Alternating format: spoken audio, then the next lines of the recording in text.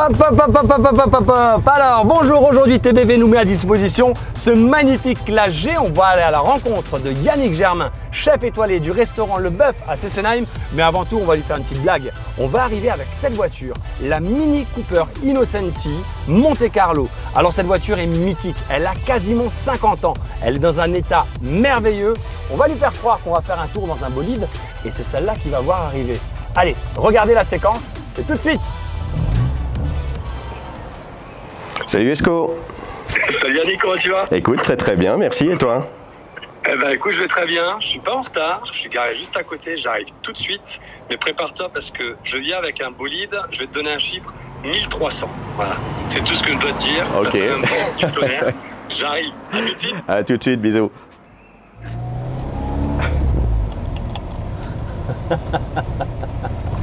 Top.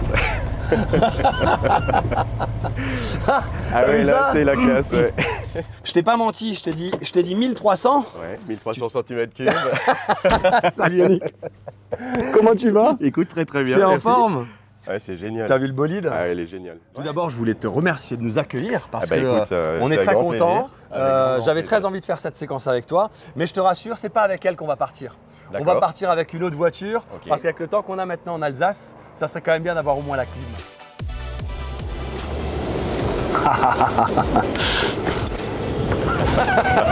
C'est pas le même gabarit. Ouais, mais elle est top. Il y a un Elle peu est plus de vraiment top. confort. La Bon ben, voiture ça on va pas mythique. vous montrer, ou peut-être qu'on vous le montre. On va aller boire un petit café quand même. Eh, on n'est pas tous les jours au Bœuf à Sesenheim. Donc là, on va en profiter. Hein. Allez, venez.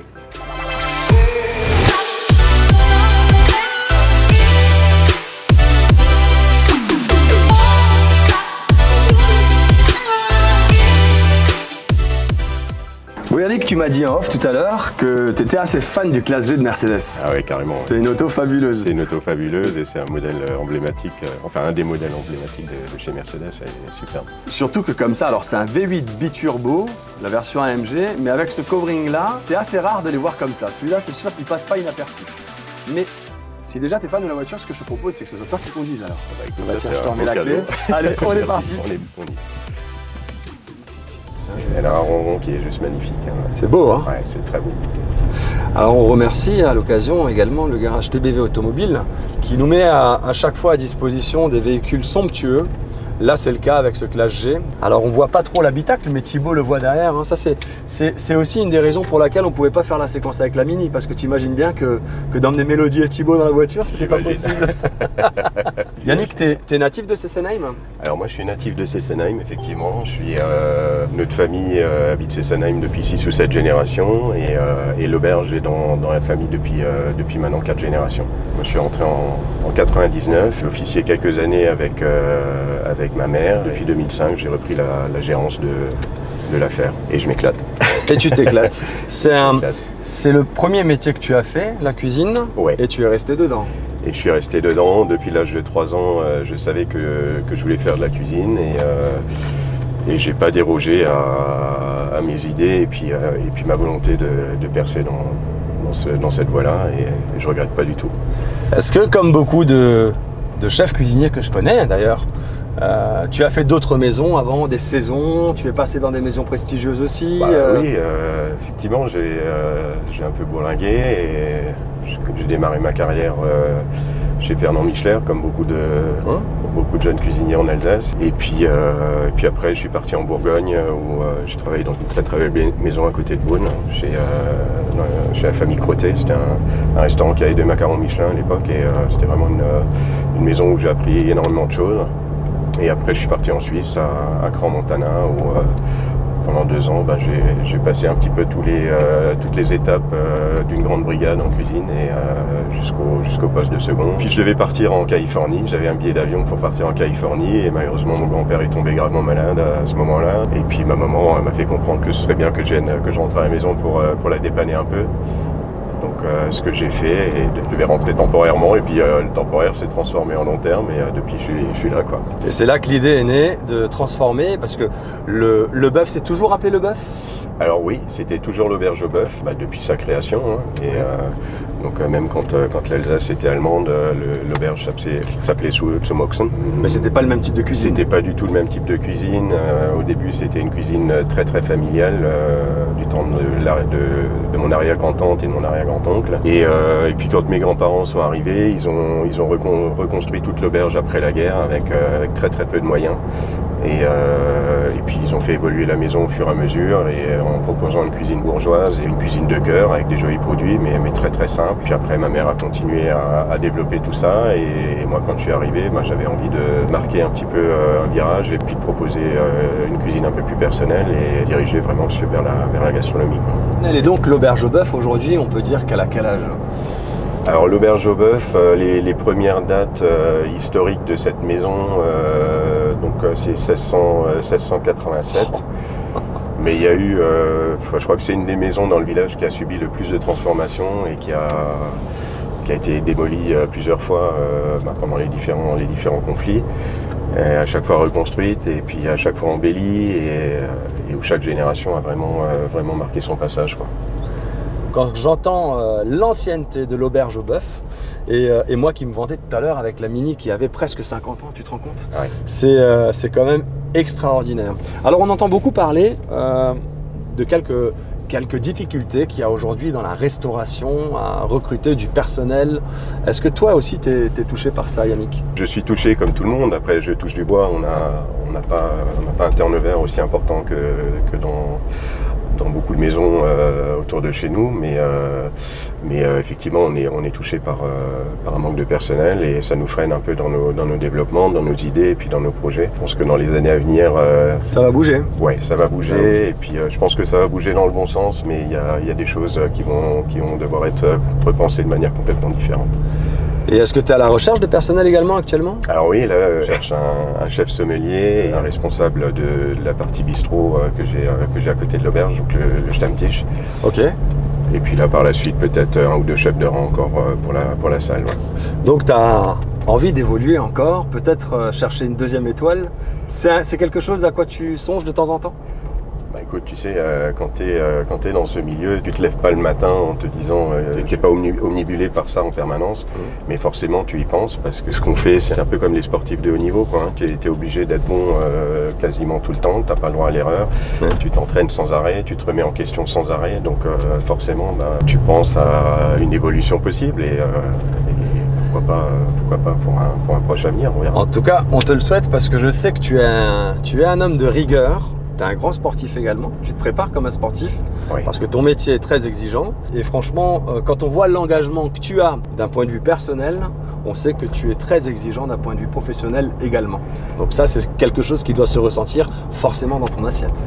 Ouais, après, je pense qu'avec l'exigence que j'ai professionnellement au quotidien, tu es obligé de trouver un équilibre personnel et moi cet équilibre, je trouve dans le sport, je trouve dans l'art aussi parce que j'adore l'art et j'ai besoin de tout ce petit monde pour me sentir bien et puis continuer à aller de l'avant et avoir la tête vissée sur les épaules.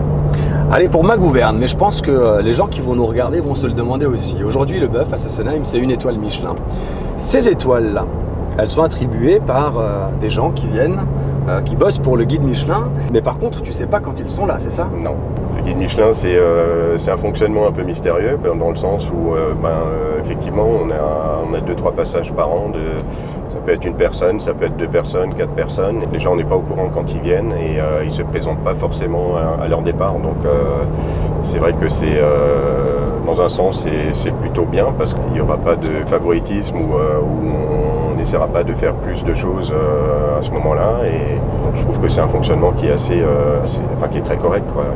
Je suis content que tu l'aies précisé parce que ça prouve à nos spectateurs là, la rigueur et l'exigence qu'il faut avoir au quotidien pour servir une cuisine exceptionnelle avec un service exceptionnel parce que justement, comme tu le disais, on ne sait pas quand ils sont là. Donc ils viennent un jour aléatoirement. D'ailleurs, tu sais même pas s'ils sont passés ou bien ils te le font savoir quand ils repartent. Non. Tu sais pas. Tu sais pas. Il y a en général une fois par an, il se présente après le repas et puis là il demande à avoir un échange et à voir un petit peu comment tu t'organises en cuisine, à voir un petit peu ce que tu as dans les frigos, voir si ça correspond avec ce que tu proposes sur la carte et puis souvent c'est des échanges qui sont très intéressants. Aujourd'hui Yannick, si on veut manger au bœuf, dans la partie gastronomique, il y a un petit peu d'attente sur les cahiers de réservation? Écoute, ça dépend des périodes.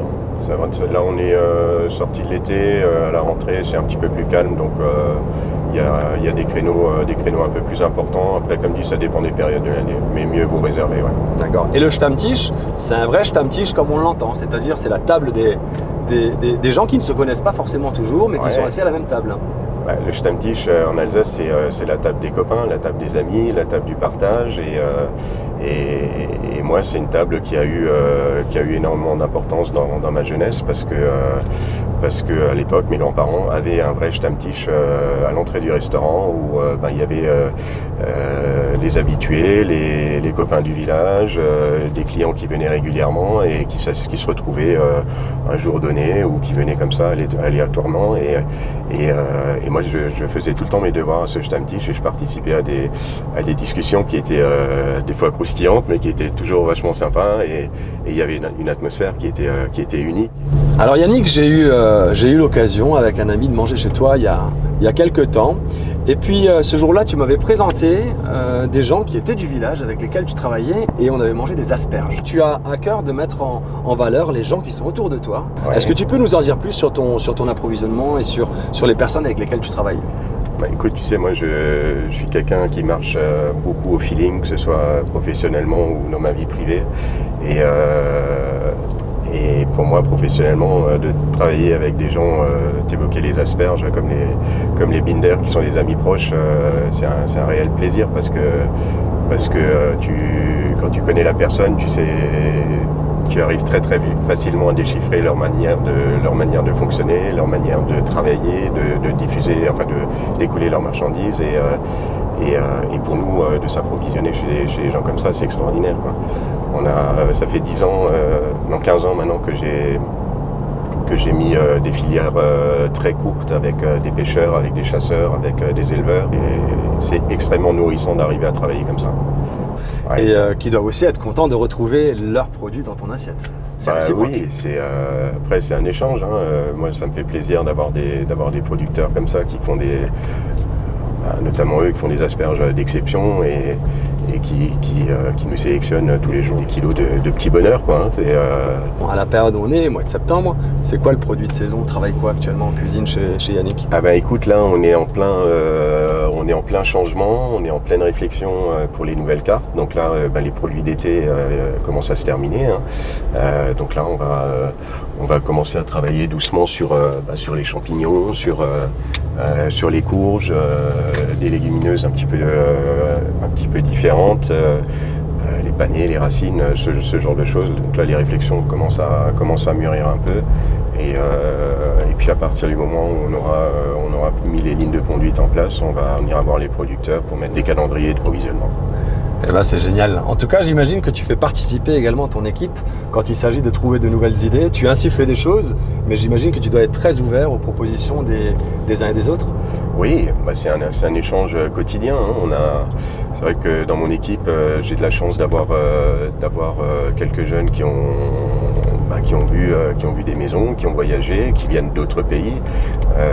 J'ai des Malgaches, j'ai un Sri Lankais, j'ai un Hindou, donc c'est des gens qui ont des cultures différentes, une vision de la cuisine qui est différente, et d'arriver à échanger avec eux et puis de partager des idées, des méthodes, c'est mettre tout ça en valeur. C'est vraiment vraiment top, quoi. Et c'est ça, la cuisine de Yannick Germain. Encore une fois, je vous encourage vivement à la découvrir ou la redécouvrir parce que c'est tout le plaisir que l'on a quand il fait une nouvelle carte, de redécouvrir des choses. Mais il y a une chose dont on ne se lasse pas et qui me laisse un souvenir mémorable, c'est ton fameux pain dans la cocotte que tu fais toi-même. Ouais. Alors ça, c'est exceptionnel. Exceptionnel. Écoute, ça c'est une idée qu'on a laissé mûrir pendant le Covid. On a fait énormément d'essais là-dessus et pour moi c'était important d'avoir un élément de partage justement qui soit différent et un peu plus marquant que dans la plupart des restaurants où tu vas trouver une multitude de petits pains, souvent industriels et de mauvaise qualité. Nous on a de la chance d'avoir 3 personnes en boulangerie-pâtisserie et des gens qui font ce pain avec un levain naturel et une méthode bien particulière. Donc je souhaiterais garder le secret. Eh ben c'est parfait, tu as raison. Et finalement, qu'est-ce qui se partage aussi bien que le pain? Rien. Partagez cette excellente table. Merci de nous avoir regardés et je vous dis à très bientôt. À bientôt. Et voilà, j'espère que cette nouvelle vidéo vous a plu. TBV a envie de vous faire plaisir et vous invite au restaurant chez Yannick Germain à Sesenheim, restaurant du chef étoilé Yannick Germain, il faut le préciser. Les règles pour participer sont très simples. Il vous suffit de liker la page de TBV, liker la page du restaurant Le Bœuf à Sesenheim, de partager bien entendu cette vidéo et d'identifier en commentaire la personne que vous souhaitez voir vous accompagner. Je vous souhaite bonne chance, tirage au sort très prochainement. Ciao ciao, à bientôt.